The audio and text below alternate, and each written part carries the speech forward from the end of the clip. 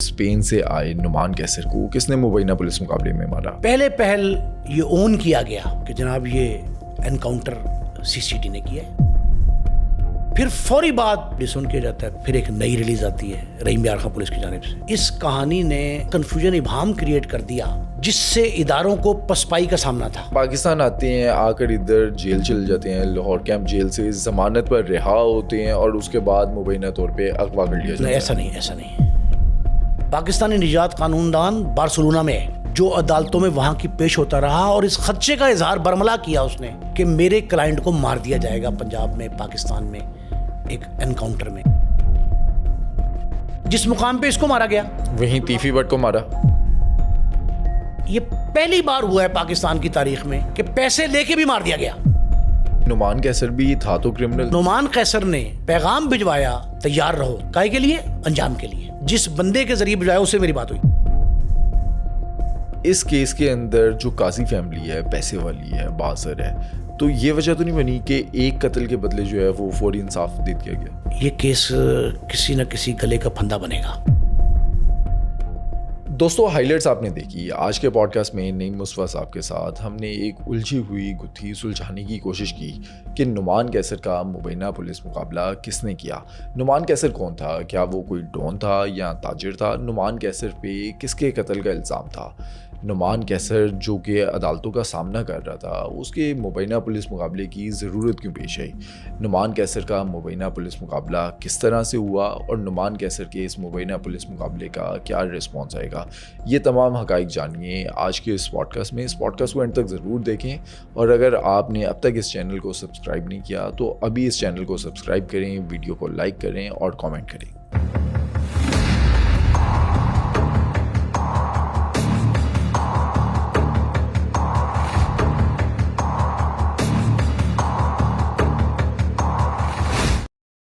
नीम साहब, इस time social media पर एक न्यूज़ टॉप ट्रेंड में चल रही है कि स्पेन से आए नुमान कैसर को किसने मुबैना पुलिस मुकाबले में मारा।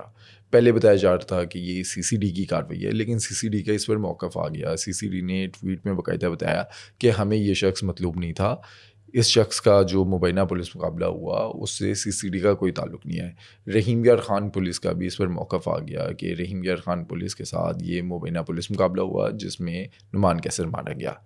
अब नुमान कैसर पर 3 मुकदमात हैं। इल्ज़ाम लगता है कि सोराब साइकिल वाले जो हैं उनके बेटे के कत्ल के अंदर ये मुलव्विस हैं, लेकिन इस पर जो वीलॉग हुए उसमें बताया गया कि नुमान कैसर जो कि एक ताजिर हैं उनको मुबैना पुलिस मुकाबले में मार दिया गया।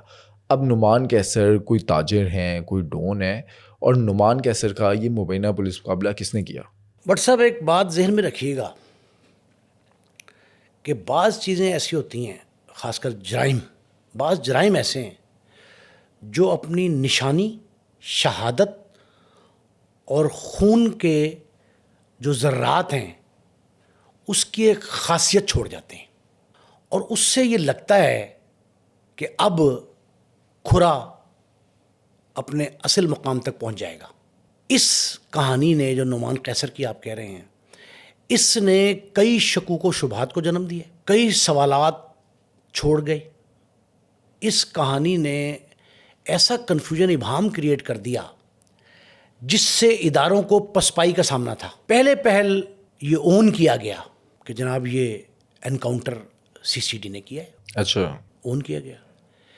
फिर फौरी बाद जब ये देखा गया कि ये मामला तो हाई कोर्ट तक गया हुआ है और इसमें कानूनदान सिर्फ पाकिस्तान के लाहौर के नहीं, स्पेन के कानूनदान, उनकी एक वीडियो सामने आ गई जो मरने से 12 घंटे कबल की थी। पाकिस्तानी निजात कानूनदान बार्सिलोना में है जो अदालतों में वहाँ की पेश होता रहा और इस खदशे का इजहार बरमला किया उसने कि मेरे क्लाइंट को मार दिया जाएगा पंजाब में, पाकिस्तान में एक एनकाउंटर में। सीसीडी का तो मौक़िफ़ इस पर आ जाता है कि सीसीडी ने तफ्तीश मुकम्मल कर ली थी बहनोई का कत्ल और शूटर्स के ज़रिए जो एक साजिश तैयार की गई थी उसकी, और सीसीडी को उसके बाद ये मतलूब नहीं था। इस वाक़े से चंद दिन पहले सीसीडी का ये बयान भी सामने आया था कि पहले हम सिर्फ शूटर्स को मारते थे, अब हमारा अगला हदफ शूटर्स की ताने बाने बुनने वाले, हिलाने वाले तारे, उनके सरपरस्त, मंसूबा साज, मंसूबा बंद, ان پہ ہاتھ ڈالیں گے. اس سارے معاملے کو ملا کے اکٹھا کر کے یکجا کر کے پڑھنے کی ضرورت ہے. ایک بات. دوسری بات اور سنیں, جو روش چل رہی ہوتی ہے نا کسی ادارے کی, کسی ایجنسی کی, خاص کر ایجنسی کی, اور پھر وہ تفتیشی ایجنسی کرائمز کی, اس کی جو روش چل رہی ہوتی ہے وہ روش اس کے تمام ایکٹس کا پتہ دیتی ہے. اس کو آپ ہٹ کے الگ کر کے نہیں پڑھ سکتے سارے واقعے کا. یہ ایسا واقعہ تھا جس نے, میں بیک گراؤنڈ بعد میں بتاؤں گا اس کی, جس نے اس کو بیک فٹ پہ جانے پہ مجبور کیا پولیس والوں کو. اب اس میں آپ اگر تانے بانے جوڑنا چاہتے ہیں تو خواجہ تعریف گلشن المعروف طیفی بٹ, وہ بھی ایک تاجر رہنما تھا. ان دونوں واقعات میں نا نعمان قیصر کے, اس کے طیفی بٹ کے, اور وہ جو سرگودے کا فیصل بٹی, ان کے جو ہے نا قدریں کئی مشترک ہیں کئی واقعات میں. اور ان میں سب سے مشترک قدر جو ہے نا وہ ایک عجیب طرز کی ہے, اور وہ ہے کہ ان واقعات میں دولت کی شمولیت اور جیبیں بھرنے کی کہانی جو ہے نا ان کے کئی تذکرے موجود ہیں. اور تینوں نے سرنڈر کر دیا تھا. سرنڈر کیا ہے, یہ تو قدر مشترک میں ہے نا, وہ چھوڑیں اس کو, بات میں اور بتا رہا ہوں. تینوں نے سرنڈر کیا تھا, تینوں کو ٹریپ کیا گیا تھا. Red warrant, black warrant, Interpol, ان کے نام لے لے کے جو کہانیاں گھڑی گئی ہیں ان میں 50% صداقت نہیں ہے, 50% بھی نہیں. میں بہت تحقیق ہے میرے پاس کی, لیکن اس سے پہلے میں ڈیٹیل بتا دوں آپ کو. ایک سب سے بڑی بات, ایسی برسبیل تذکرہ, جس مقام پہ اس کو مارا گیا وہیں طیفی بٹ کو مارا. یہ پنجاب اور سندھ کا سنگم ہے, دونوں صوبوں کا, درمیان میں کچے کا علاقہ بھی ہے, اور کہتے یہ ہیں کہ نو مین لینڈ بھی ہے. نہ سندھ پولیس اون کرتی ہے کہ ہماری جگہ, نہ پنجاب پولیس ویرانہ ہے یہ. اب یہ جو معاملہ سارا ہے, یہ ایسا واقعہ پہلی بار یہ جس میں دولت مند مارے گئے نا ان مقابلوں میں. مقابلے آپ کہہ رہے ہیں, کچھ نے کہا جی ساتھی آئے تھے چھڑا کے لے گئے مار گئے. ڈائریکٹ مقابلہ یا انڈائریکٹ, بل واسطہ یا بلا واسطہ, یا منصوبہ بند مقابلہ, جو بھی ہے, یہ جو پولیس کے ہاتھوں مارے گئے نا, ان دولت مندوں کے حوالے سے یہ انگلی اٹھتی ہے. اور کئی بار میں نے اس سے پہلے بھی شوز میں کہا ہے کہ یہ پہلی بار ہوا ہے پاکستان کی تاریخ میں کہ پیسے لے کے بھی مار دیا گیا, نہ لینے کی یقین دہانی, دولت کے بلبوتے پھر مارا گیا. اب یہ کس نے کیا, کیا کیا, یہ کچھ نہیں پتا. ایک دوسری بات, رحیم یار خان ضلع کا انتخاب کیوں کیا جاتا ہے, میں نے آپ کو بتا دی پہلی وجہ کہ نو مین لینڈ ہے, سندھ اور پنجاب کے درمیان آسانی ہوگی. ایک. دوسرا, مدعی کوئی سرگودے کا ہے, کوئی لاہور کا ہے, کوئی منڈی بہاؤدین کا ہے, متاثرہ فریق, وہ پیشی بھگتنے کہاں جائے گا رحیم یار خان؟ جنوبی پنجاب کا آخری کارنر, سندھ اور پنجاب کی سنگم پہ. ایک. تیسری ایک اور وجہ, جس علاقے کا انتخاب کیا جا رہا ہے مورولس موسٹلی, وہاں وہ پولیس افسران اس رحیم یار خان میں R P O D P او کے طور پہ خدمات انجام دے چکے جو آج کل سرکردہ ہیں, سرگرم ہیں. 3 وجوہات. ایسی برسبیل تذکرہ میں نے کیا. لیکن یہ بات جو اس نعمان کا, اچھا اس میں ایک اور بات سنیں بٹ صاحب, ہم جو تنقید کرتے ہیں نا وہ تنقید برائے اصلاح ہے. ہمارا قطعاً مقصد ایسا نہیں ہے کہ کسی شخص نے کوئی جرم کیا ہے کہ اس کی جرم پہ پردہ پوشی ہو جائے. ایسی ہے, یہ نعمان قیصر بھی تھا تو کرمنل. بھائی جتنے مرضی کرمنل تھے, میں تو کہہ رہا ہوں کرمنل تھے. میں نے کب کہا کہ وہ بڑے پاک صاف اور فرشتہ صفت تھے؟ وہ فرشتہ صفت نہیں تھے, وہ کرمنل تھے. درجنوں قتل ان پہ ہوں گے, اغوا, بھتہ, جو بھی تھا, اغوا برائے تاوان, سب کچھ ہوگا, قبضے سب تھی, سارے جتنے لوگ مرے.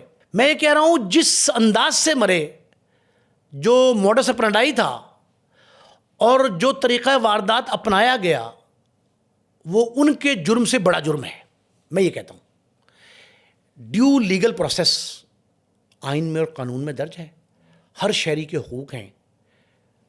آپ کو پتہ ہے کہ عدالت میں یہ روایت ہے دنیا بھر میں ہے، پاکستان میں نہیں، دنیا بھر میں مہذب ممالک، اقوام جو ہیں، کہ عدالت میں جب ملزم کو پیش کیا جاتا ہے تو اس کی ہتھکڑی کھول دی جاتی ہے. بادی نظر میں یہ تصور کیا جاتا ہے، تسلیم کیا جاتا ہے کہ یہ انوسینٹ ہے. پھر پراسیکیوشن ثابت کرے کہ گناہ گار ہے، تفتیشی کہے کہ گناہ گار ہے، ثبوت پیش کرے، عدالت چھان پٹک کرے. درمیان میں ایک اور بھی محکمہ ہے، سرکاری وکالت. وہ پراسیکیوٹر جنرل کے تھرو آئے یا ایڈوکیٹ جنرل کے تھرو آئے، ڈسٹرکٹ اٹارنی کے تھرو آئے، وہ آ کے یہ کہتے ہیں نہیں یہ ہے سرکاری موقف. قتل جیسا مقدمہ تو اگینسٹ اسٹیٹ ہے، اسٹیٹ مدعی ہے قسم کی. اب آپ یہ دیکھیں کہ جب عدالت سے بالا آپ کسی کو، میں بتا رہا ہوں وجہ کیا ہے، کیوں ہم یہ کہہ رہے ہیں، عدالت سے بالا سزا دیں گے تو عدالت کی ریٹ ختم ہو جائے گی، عدالت کو عدالت مانے گا ہی نہیں. ہاں اب ہے کہ ہمارا نظام انصاف، نظام عدل کمزور کیوں ہے. بھائی جو اسٹیٹ، یہ کہتے ہیں اسٹیٹ پالیسی ہے جی بندے مارو، چلے ایک دفعہ مفروضہ مان لیا میں نے، 3 واقعات میں نے دیکھے، چوتھی ایجنسی دیکھی. 3 واقعات میں، 3 آپریشن کراچی کے، ان میں خون کے آگے خون کی دیوار کھڑی کی، خونریزی بڑھ گئی، فائدہ کوئی نہیں ہوا، FSF بن گئی. اس کا انجام سب کو پتہ ہے بھٹو صاحب کے دور. یہ 2 واقعات کے پیش نظر، ان کو مد نظر رکھتے ہوئے میں یہ کہتا ہوں کہ ہمارا نظام انصاف کیوں اتنا کمزور ہے. جو اسٹیٹ یہ پالیسی دے سکتی ہے کہ بندے مار کے خونریزی بڑھا کے اس خونریزی کو. ایک اور بات، کوئی جرم کسی طور پہ، کسی طرز پہ، کوئی طریقہ اپنا لیں، ایک نئے جرم کے ساتھ اس کو ختم نہیں کیا جا سکتا. پہلا جرم کسی دوسرے جرم سے ختم ہو سکتا ہے، کمی آ سکتی ہے، اس میں بڑھ سکتا ہے. نہیں، ایک جرم کو دوسرا جرم نہیں روک سکتا. وہ بھائی بدئی ڈرتا ہے، شاطی ڈرتے ہیں، ایویڈنس آتی نہیں ہے، پولیس والے تساہل کا شکار ہیں، فنڈز نہیں ملتے، عمارتیں کمزور ہیں، وقت نہیں ملتا، پریشر بہت ہے، پروٹوکول ڈیوٹی ہے. یہ ہے نا، آپ اس کو ختم کر لیں. آپ بجائے بندے ختم کرنے کے، انسان ختم کرنے کے، مخلوق خدا پہ زبردستی ایک ظلم ڈھانے کے، آپ اس نظام کو بہتر کر لیں جہاں خرابی ہے. میں سمجھتا ہوں کہ اسٹیٹ کی پالیسی اس کے بجائے کہ نیا محکمہ کریٹ کر کے، تشکیل دے کے، بندے مار کے جرائم کو روکا جائے، جرائم کو، مجرم کو عدالتوں سے سزا دلوا کے روک لیں تو قرین انصاف ہے، آئین کے مطابق ہے، قانون کے تحت ہے. اچھا، اگر ہم نعمان قیصر کی کہانی پر آئیں، اس کے ساتھ ایک کہانی اور جڑ رہی ہے، سوراب سائیکل کیس. نعمان قیصر منڈی بہاؤالدین کا رہائشی تاجر تھا، بوجوہ فیملی سمیت، بہن بھائی ماں باپ سب اسپین، بارسلونا چلے گئے. یہ چھوڑ دیں اس کو. آپ نے کہا سوراب فیکٹری، یہ ہے رستم سوراب فیکٹری. نیلا گنبد میں جب پاکستان کا قیام عمل میں آیا 1947 میں، تو اس کے بعد ہمارے زر مبادلہ کے ذخائر نہیں تھے، مجبوری تھی ہماری. یہ جو ریزروز کم تھے، تو باہر سے جو چیزیں آ رہی تھیں اس کے لیے بڑے مسائل تھے کہ ہم صرف اسی امپورٹ پہ جو ہے نا تکیہ کریں. تو یہاں کے تاجر تھے، بڑے خاندان، بڑے خاندان. انہوں نے یہ فیصلہ کیا، تقریباً 22 کہتے خاندان تھے، انہوں نے یہ فیصلہ کیا کہ یہاں جو ہے ہم خود ایک انڈسٹری ڈیولپ کریں، سائیکل کی، سائیکل باہر سے منگوانے کی بجائے. یہاں رستم سوراب فیکٹری، انہوں نے ایک کوآپریٹو سسٹم بنایا، رستم سوراب کوآپریٹو. اس کوآپریٹو سسٹم کے تحت جو ہے نا، انہوں نے آپس میں، نئے تاجر تھے، بزرگ تھے ہمارے، 2 طرح کی برادری ہیں، دونوں اب بھی ہیں وہاں. ایک کیکاؤس کشمیری، دوسری شیخ محمد اکرم، شیخ اکرم والی. یہ اب بھی وہی ہیں، 2 برادری بڑی رائم بھی ہیں، اور بھی ذاتیں ہیں، کمبو ہیں بہت سارے. لیکن یہ شیخ اکرم والی فیملی اور دوسری کیکاؤس کشمیری، یہ 2 فیملیاں ایسی تھیں جنہوں نے سائیکل کے کاروبار کو فروغ دیا، اور ان سب نے مشترکہ اپنے پیسے کٹے، کوآپریٹو. اب یہ امداد باہمی کہتے ہیں اس کو اردو میں. امداد باہمی کے تحت انہوں نے کلیکٹ کی کچھ فنڈز، ہزاروں میں ہیں، کسی نے، اچھا کئی 500 1000 والے بھی تھے کوآپریٹو میں. یہ بڑے خاندان جو ہیں، انہوں نے ایک کمپنی بنائی شادرہ کے نزدیک راوی روڈ پہ، فیکٹری لگائی. اب رستم سوراب جب بنی تو شیخ اکرم نامی ایک شخص تھے اس کے مالک. اب ایک ابہام کریٹ ہو گیا کہ شیخ اکرم جو ہیں وہ مالک تھے تو ان کا ان قاضی فیملی سے کیا تعلق ہے؟ جن کا قتل کا الزام، جن کے بیٹے کا قتل کا الزام لگا نعمان قیصر پہ، منڈی بہاؤالدین کے رہائشی پہ، اس کی کہانی کیا ہے؟ تو اس سے یہ پتہ لگا، جس کی وجہ سے سب سے زیادہ پرابلم آیا، قاضی معاذ امجد، جو مقتول ہے، جو قتل ہوا، قاضی امجد کے فرزند، 4 بیٹے تھے قاضی امجد، 3 حیات ہیں، 1 فوت۔ قاضی معاذ کی شادی ہوتی ہے منڈی بہاؤالدین میں فلک ناز نامی ایک خاتون سے، جو سگی بہن ہے نعمان قیصر کی۔ اب میں نے آپ کو 1-2 پروگراموں میں بتایا تھا، گجرانوالا ڈویژن، گجرانوالا، منڈی بہاؤالدین اور گجرات، 3 اضلاع کے 3 گھروں میں یہ مشہور بات بتا رہا ہوں، 3 گھروں میں نوک کریں تو ہر گھر سے آواز آئے گی کہ 2 بچے 2 بندے ہمارے بیرون ملک یورپ میں زیادہ ہیں۔ اب یہ وہاں کے لوگ گئے ہوئے ہیں۔ یہ جو نعمان قیصر ہیں، ان کی فیملی کے بیشتر لوگ بھی سیٹلڈ ہیں بارسلونا میں، اور کہتے ہیں نعمان قیصر بھی شہری ہے بارسلونا کا، اسپین کا۔ عدالت میں یہ بات دستاویزی ثبوت کے طور پر موجود ہے۔ اب ہوتا کیا ہے، فلک ناز کی شادی ہوئی تھی قاضی امجد صاحب کے بیٹے 3 نمبر کے قاضی معاذ کے ساتھ۔ قاضی معاذ سے شادی ہوتی ہے، گھریلو خاندانی کشیدگی پیدا ہو جاتی ہے، لڑائی جھگڑے ہوتے ہیں، بات علیحدگی تک پہنچ جاتی ہے۔ 2016 میں یہ علیحدگی ہوئی، اور علیحدگی کے فوری بعد جو ہے اس نے دوسری شادی کر لی۔ کہ جب دوسری شادی کی تو پولیس کے بقول، اب میں پولیس کی رپورٹ بتا رہا ہوں، دوسری شادی جب کی تو نعمان قیصر نے پیغام بھجوایا، جس بندے کے ذریعے بھجوایا اس سے میری بات ہوئی، نعمان قیصر نے یہ پیغام بھجوایا پولیس کے بقول۔ اس نے کہا، نعمان قیصر نے اپنے بہنوئی سے، معاذ سے کہا کہ تم نے اچھا نہیں کیا، میری بہن کا گھر اجاڑ دیا، اور تیار رہو لفظ ہے، گیٹ ریڈی، کائے کے لیے؟ انجام کے لیے، میں تم سے بدلا لوں گا، یہ پولیس کہہ رہی ہے۔ وہ جس بندے نے پیغام بھجوایا اس نے زیادہ اور طرح بتایا مجھے، یہ اس طرح کی بات نہیں، اس نے کہا it was not like threat, یہ بندہ کہتا ہے۔ انہوں نے کہا جی اوکے، یہ پیغام پہنچ گیا اس کو۔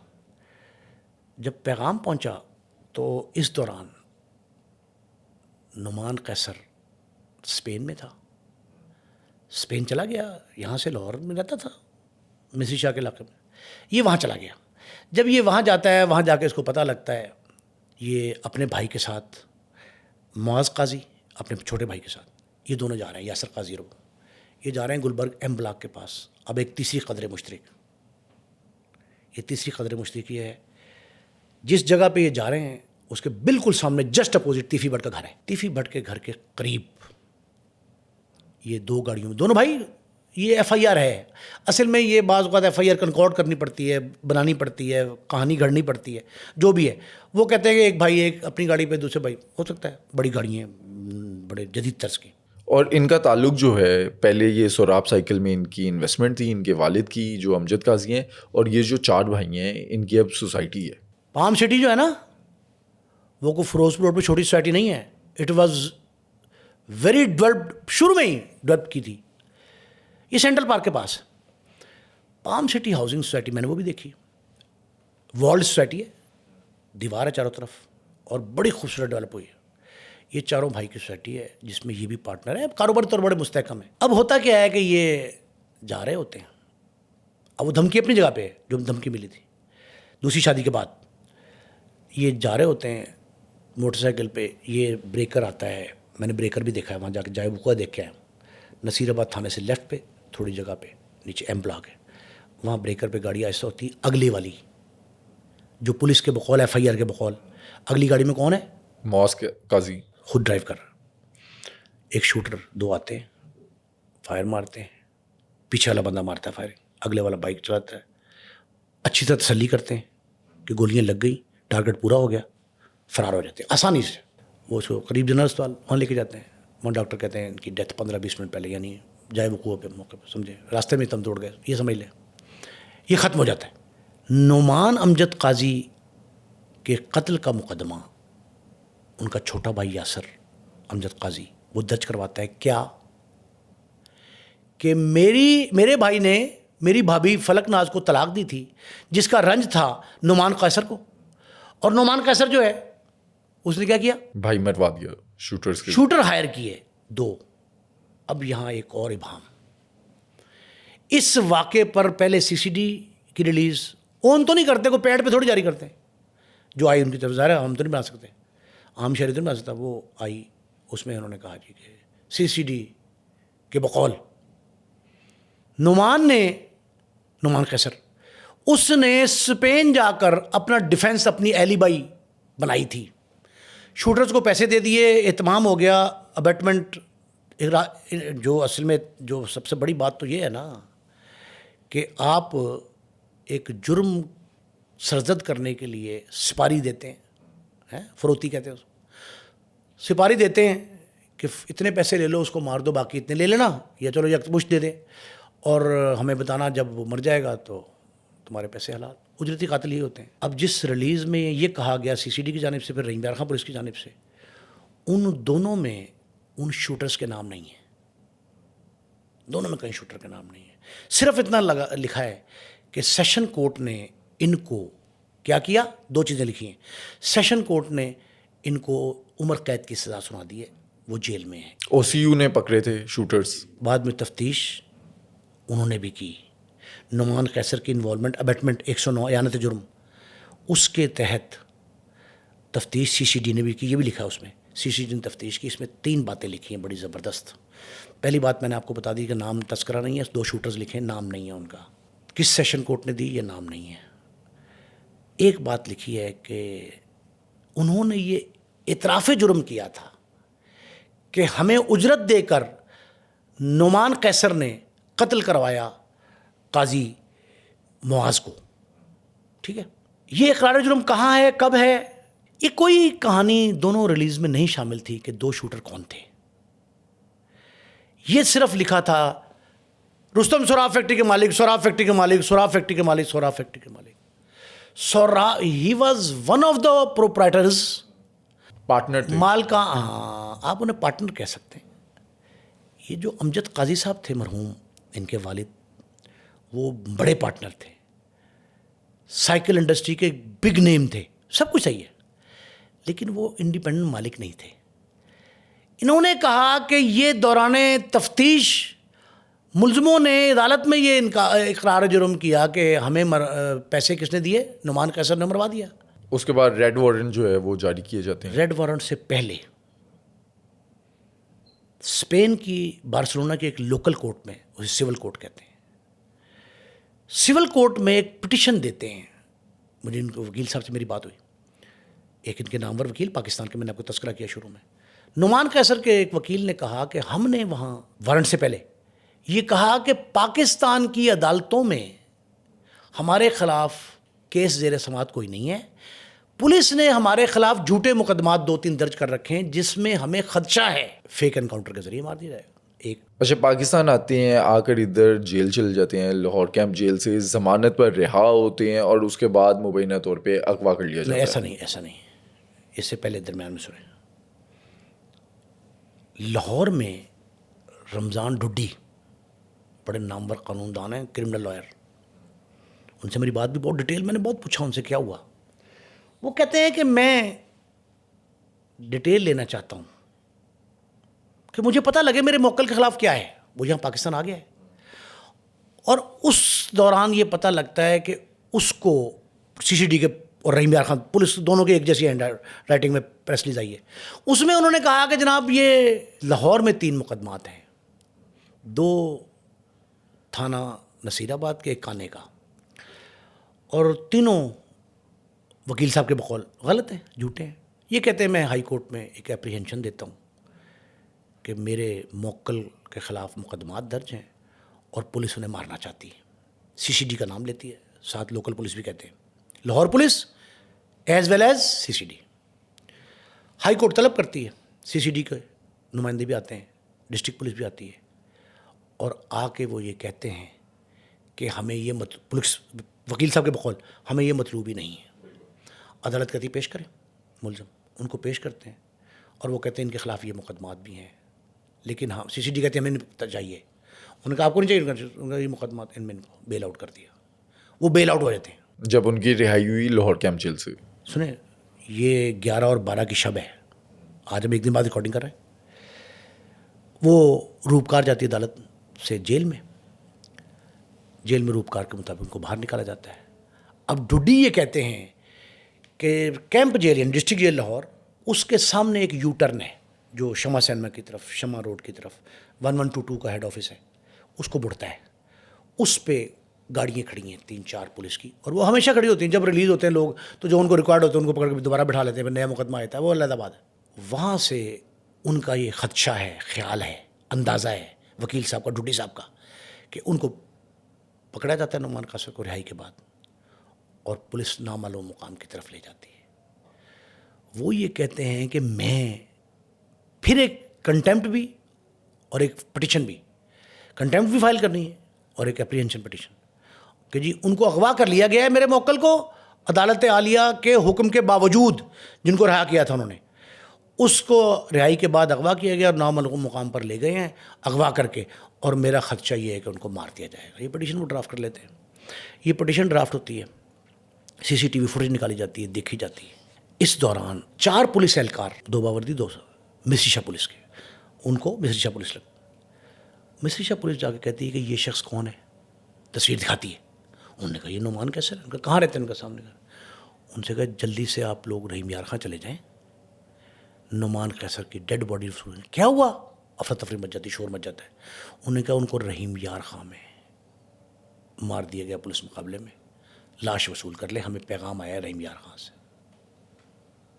مصری شاہ پولیس کو افراتفری مچ جاتی ہے، بھاگ دوڑ ہوتی ہے، وکیل کرتے ہیں، ادھر سے وہ وکیل، اسپین رابطہ ہوتا ہے، پتہ لگتا ہے کہ پولیس مقابلے میں مار دیا گیا. اس کے بعد ایک ریلیز جاری ہوتی ہے، CCD ٹکر ٹائپ، مطلب اٹ واز سارٹ آف ٹکرز جو الیکٹرانک میڈیا کے لیے ہوتے ہیں، وہ ٹکر ٹائپ جاری ہوتی ہے. اس میں CCD لکھا جاتا ہے، سوشل میڈیا پہ وائرل ہوتی ہے. اسی طرح ایک فہرست وائرل ہوئی تھی کہ جی اتنے بندوں کو مارا جائے گا، یہ کرمنل ہیں. ان میں مردہ کے نام بھی میں نے بتائے تھے کہ تھانہ مدنگ کے رہائشی 4 مر چکے ہیں، ان کے بھی نام ہیں، پرانے فوت شدہ ملزمان. اسی طرح ایک ریلیز اس طرح یہ بنتی ہے، سوشل میڈیا پہ آ جاتی ہے، بعد میں ڈس آن کر دیا جاتا ہے، فوری ڈس آن کیا جاتا ہے. پھر ایک نئی ریلیز آتی ہے رحیم یار خاں پولیس کی جانب سے کہ نعمان قیصر نامی شخص جو ہے قاضی معاذ اس کے قتل میں ملوث تھا اور فرار ہونے کی کوشش کر رہا تھا سندھ کے ذریعے. پنجاب سے سندھ فرار ہو رہا تھا. ہم نے راستے میں ان کو، ایک موٹر سائیکل تھی، ایک گاڑی تھی، یہ لکھا ہوتا ہے بیچ میں، ایک موٹر سائیکل ایک گاڑی تھی، اور ہم نے ان کو روک کے جو ہے اور وہ پوچھنے کی کوشش کی تو پولیس پہ فائرنگ کر دی. بندے آگے، ساتھی آگے، انہوں نے انہیں فائر کیا، 2 طرفہ فائرنگ میں یہ مارا گیا. جو بھی کہانی وہ گلو کہانی تھی. اب مقدمہ استغاثہ کون دے، کون ملزم بنے، کون مدعی بنے، کس کو ثابت کیا جائے کہ وہ چھڑانے آیا تھا، یہ کیسے ہوگا؟ یہ شش و پنج میں 24 گھنٹے گزرنے کے بعد استغاثہ تحریر نہیں ہوا نعمان قیصر کا. وکیل صاحب کے بقول، وکیل صاحب کہتے ہیں کہ ہم نے ڈیڈ باڈی لے لی، واپس لے آئے لاہور، تدفین ہو گئی. اس کے باوجود ابھی تک پولیس والے اس خوف میں مبتلا ہیں، جو میرا تجزیہ ہے، پولیس والے اس خوف میں مبتلا ہیں کہ جب یہ کہانی کھلے گی، جیسا طیفی بٹ کے بھائی خواجہ اظہر گلشن نے کہا ہے، وہ کہانی کھولنے کے تیار بیٹھے ہیں. فیصل شفقت بٹ کا بیٹا وہ ویڈیو لے کے پھر رہا ہے جس میں انہوں نے کہا تھا کہ میرے خلاف کوئی مقدمہ نہیں ہے مرحوم فیصل نے، اور بیٹے نے کہا جی کہ انہوں نے حفاظتی ضمانت کرا رکھی تھی. یہ ساری باتیں، وہ کہانیاں جب کھلیں گی تو فیس کو کس طرح کیا جائے گا. اچھا، ماضی میں CCD جو ہے وہ قبول کر لیتی ہے کہ مبینہ پولیس مقابلہ ہوا، ساتھی چھڑوانے آئے اور مقابلے میں یہ جو مجرم تھا، ملزم تھا، یہ مارا گیا. تو اس بار CCD جو ہے وہ آن کیوں نہیں کر رہی؟ ان کا کسی کا اتنا 24 گھنٹے فریش کیس نہیں تھا عدالت میں زیر سماعت. یہ تو فریش کیس تھا عدالت میں زیر سماعت. ابھی عدالت نے ضمانت لی تھی اور باہر سے اٹھا لیا گیا. پر صاحب یہ جو ہے نا، اس کو پولیس مقابلہ ڈائریکٹ یا انڈائریکٹ ثابت کرنے میں خاصی مشکل پیش آئے گی.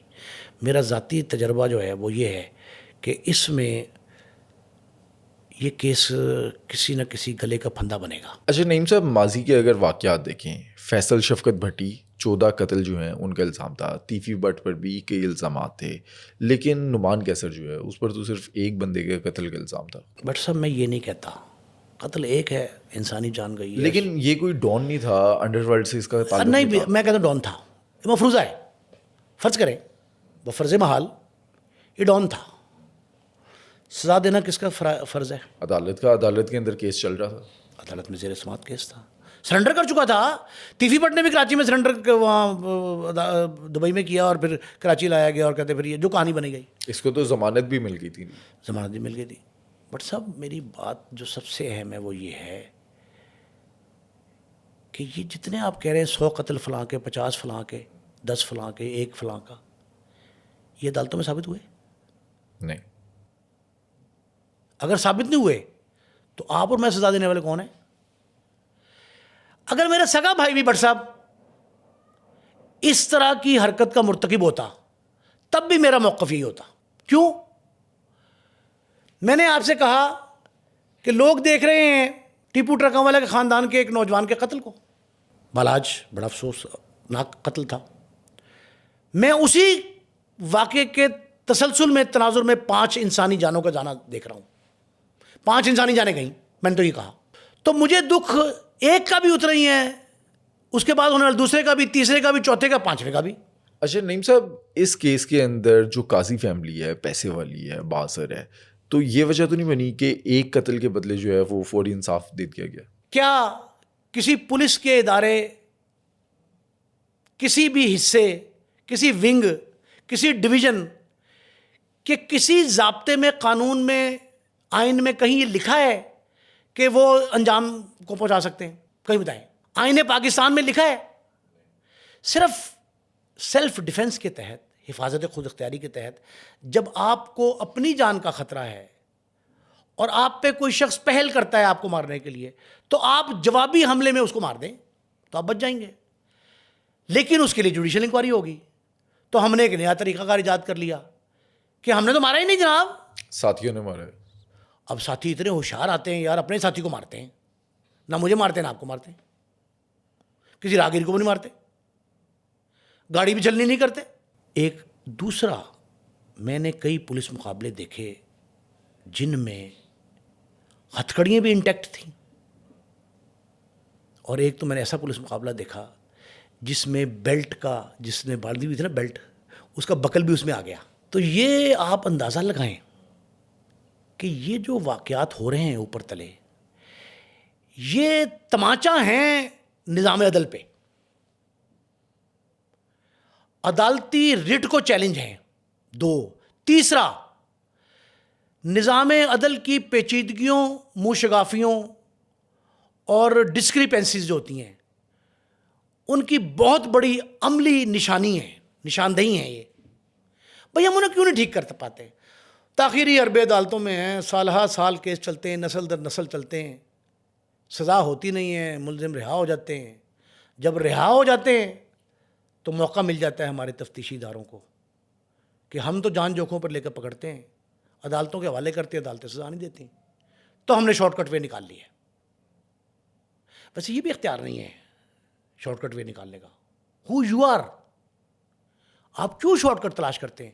اگر عدالتیں نہیں سزا دیتی تو ان کے منہ پہ کالک ہے تو من لے دیں. یہ جو کام ہے نا, اس کو بڑی باریک بینی سے دیکھنا ہے, اور یہ جو چیز پریویل کر رہی ہے مجھے اس کا بہت دکھ ہے. روش کے طور پہ چل رہی ہے, روایت کے طور پہ چل رہی ہے, ابہام کریٹ کر رہی ہے.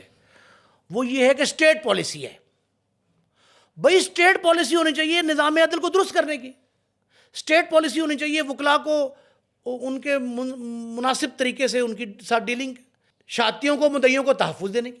اسٹیٹ پالیسی تو یہ ہونی چاہیے عدالتی نظم و نسق بہتر بنانے کی. ہر روز جو آپ کو عدالتوں میں ہڑتالیں دکھائی دیتی ہیں ان کو قابو کرنے کی, مسائل کے حل کی, بار اور بینچ کے تعلقات کو بہتر بنانے کی. او بھائی یہ کون سا طریقہ ہے کہ انجام کی پالیسی آپ نے دے دی کہ انجام کو پہنچا دیں؟ انجام کو پہنچانے کا اختیار ہی کسی کو نہیں ہے سوائے عدلیہ کے. ہاں, ایک اور ڈیو لیگل پروسیس جو ہے عدلیہ کا, اس میں مدت اور میعاد بھی ہے کہ اس عرصے میں ہونا ہے. پولیس کے پاس میعاد ہے کہ 14 دن میں چالان تیار کرے, 14 دن کا ریمانڈ دے, اور اگر دہشت گردی کا خصوصی عدالت میں مقدمہ کو چل رہا ہے تو نیب کا 90 دن کا بھی ہو سکتا ہے, تو کریں نا. وہ ساری چیزیں آپٹ کریں جو قانون میں موجود ہیں, اور نہیں ہے تو اسٹیٹ پالیسی ہے, آپ ترمیم کر لیں. اچھا ویسے اس کیس میں آپ کو کیا لگتا ہے کہ جلد بازی میں یہ فیصلہ ہو گیا, غلط بریفنگ دی گئی جس کی وجہ سے یہ مبینہ پولیس مقابلہ ہو گیا؟ بھائی میں نے ایک جملہ کہا تھا آپ کے پروگرام میں, بٹ صاحب یاد کریں کہ پروں پر پانی نہیں پڑنے دیں گے لوگ. جب بچوں کے بھی جو ہے نا وہ آگ پہ جب خطرہ ہوتا ہے نا پاؤں جلنے کا, تو کیا ہوتا ہے, اب پاؤں جلنے کا خطرہ پیدا ہو گیا. ایک دوسرا یہ ہے کہ عدالتوں میں کیس چلے گئے. جو سابق سیکرٹری سپریم کورٹ بار ہیں آفتاب باجوہ ایڈوکیٹ, نامور قانون دان ہیں, ان کی پٹیشن بھاولپور والی. اچھا جنوبی پنجاب کے بہت کیسز, وہاڑی کے, بھاولپور کے, لودھرا کے, ملتان CCD کے, یہ جو کیسز آ رہے ہیں نا عدالتوں میں, اس سے کچھ توقف آ گیا تھا, کچھ ٹھنڈا پڑا تھا معاملہ, ایک دم زندہ ہوا ہے. اور معاملہ زندہ ہونے کے بعد فوری اس کی شدت اور سنگینی دیکھ کے وڈراؤ کرنا پڑا. یہ جو DPO RPO ہوتے ہیں نا, ان کی مدت ملازمت جو ہوتی ہے نا 3 سال میکسیمم ہوتی ہے, لیکن normally it is less than that, کم ہوتی ہے, 2-1.5 سال بعد تبدیل ہو جاتے ہیں. جب یہ تبدیل ہو جائیں گے وہاں کے DPO RPO, تو وہ SHO جس نے 20 سال 25 سال ایک ہی ضلع میں سروس کرنی ہے, وہ کہاں جائے گا؟ یہ ٹھیک ہے, ان کو آسانی ہوگی کہ وہیں کیس بھگتنا ہوگا عدالت میں, لیکن عدالت تو عدالت ہے, وہ رحیم یار خان کی ہو یا لاہور کی ہو, وہ ہائی کورٹ کا پنڈی بینچ ہو یا ملتان بینچ ہو یا لاہور بینچ ہو, پرنسپل سیٹ پہ, یہ جہاں بھی ہوگا وہاں بھگتنا تو پڑے گا. اس خوف میں مبتلا ہیں ہمارے ادارے اس وقت, اور اس ڈر کی وجہ سے ہی کام بھی ہولا پڑ گیا ہے. اور دوسرا اہم جو ہے کہ واقعات کو اون کرنے میں سوچ بچار سے کام لے رہے ہیں, اور یہ عقل مندی ہے. لیکن ایک دفعہ تو اون کر دیا, میرے پاس تو پریس ریلیز موجود ہے, یہ لکھا ہوا ہے جو CCD نے پہلے بھیجا. اب وہ CCD کی طرف سے بھیجا گیا, کس نے بھیجا یہ نہیں پتا, ترجمان تو نیچے سائن نہیں کرتا. آج کل تو اون ہی نہیں کی جاتی پریس ریلیز. ہو سکتا ہے گروپس میں ویسے چل رہا ہو. کس نے ٹائپ کیا اس طرح کی لینگویج میں؟ ٹکر ٹائپ ہوئے باقاعدہ, اور جس جگہ سے آتے ہیں وہ مخصوص جگہ ہے. جب اس کی تحقیق تفتیش انکوائری ہوگی نا, تو اس کے تانے بانے جوڑے جائیں گے, اور جڑ جائیں گے تو بندہ بچے گا نہیں. عدالت جو ہے نا, اس کے کئی فیصلوں کی نظیر ایسی میرے پاس موجود ہے. ایک کیس میں ہائی ٹریزن ایکٹ کے یہ کہا گیا پاکستان کی بڑی عدالت کی طرف سے, یہ کہا گیا کہ یہ ریکویسٹ آئی عدالت کے پاس کہ جو اس کیس میں شامل لوگ ہیں, ذمہ دار ہیں ہائی ٹریزن ایکٹ کے, HTA ہائی ٹریزن ایکٹ کی دفعہ 124 سازش مجرمانہ, ہائی ٹریزن ایکٹ کی دفعہ کے تحت ان لوگوں کی لاشیں قبروں سے نکالی جائیں اور ان کو علامتی پھانسی دی جائے. یہی بھٹو کیس میں ہوا. پیپلز پارٹی نے موقف لیا کہ بھٹو کی جوڈیشل مرڈر, جسے تسلیم کر لیا جوڈیشل مرڈر کے ذمہ داران کی لاشیں نکالی جائیں قبر سے اور ان کو علامتی پھانسی دی جائے, تاکہ کل آنے والے کل میں کوئی اور بھٹو پھانسی نہ چڑھے. محترمہ بے نظیر شہید جو ہیں, ان کے کیس میں اگر پراپر اس کی تفتیش مکمل ہوگی, جو ہو رہی ہے میرا خیال ہے, اگر وہ کہتے نہیں گڑھے مردے, یہ گڑھے مردے اکھاڑے جا سکتے ہیں. اس لیے یہ اس خوف سے کہ کہیں خدا نہ خواستہ بڑا کام نہ ہو جائے, یہ کیا گیا. دوستو اسپین سے آئے نعمان کیسر, جس پر الزام تھا اپنے سابقہ بہنوئی قاضی معاذ کے قتل میں ملوث ہونے کا, جو کہ عدالت سے ضمانت پر رہا بھی ہو گئے تھے. اب نعمان کیسر کا یہ مبینہ پولیس مقابلہ کیا جسٹیفائڈ لگتا ہے یا نہیں, ہمیں کامنٹ سیکشن میں بتائیں.